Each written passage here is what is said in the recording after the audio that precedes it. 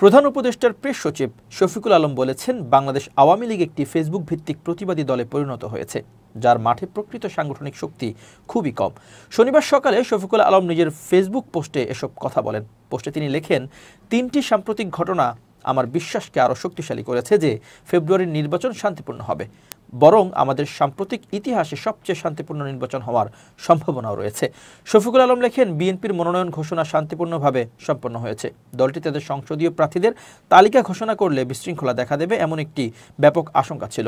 অনেকের ধারণা ছিল শত শত বিদ্রোহী প্রার্থী দলের সিদ্ধান্ত মেনে নেবেন না, বিক্ষোভে নামবেন, এমনকি আনুষ্ঠানিকভাবে মনোনীত প্রার্থীদের সমর্থকদের সঙ্গে সংঘর্ষেও জড়াতে পারেন। কিন্তু 1-2টি সামান্য ঘটনা ছাড়া ঘোষণাটি আশ্চর্যজনকভাবে শান্ত ও সুষ্ঠুভাবে সম্পন্ন হয়েছে।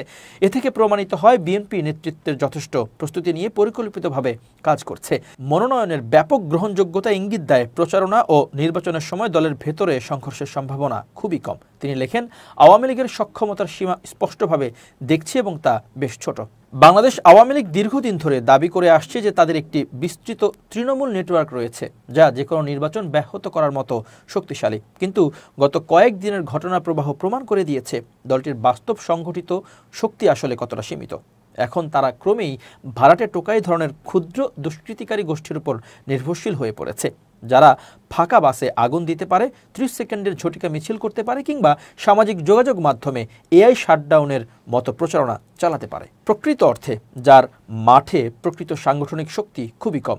আমার দীর্ঘদিনের পর্যবেক্ষণও তাই নির্দেশ করে। দলের তৃণমূল হয় ভেঙে গেছে, নয়তো প্রতিদ্বন্দ্বী রাজনৈতিক দলগুলির দ্বারা নিমজ্জিত হয়েছে। এই বাস্তবতা বিবেচনা করে আসন্ন নির্বাচনে আওয়ামী লীগের পক্ষে কোনো অস্থিরতা বা বিঘ্ন সৃষ্টি করার সম্ভাবনা অত্যন্ত ক্ষীণ বলে মনে করি।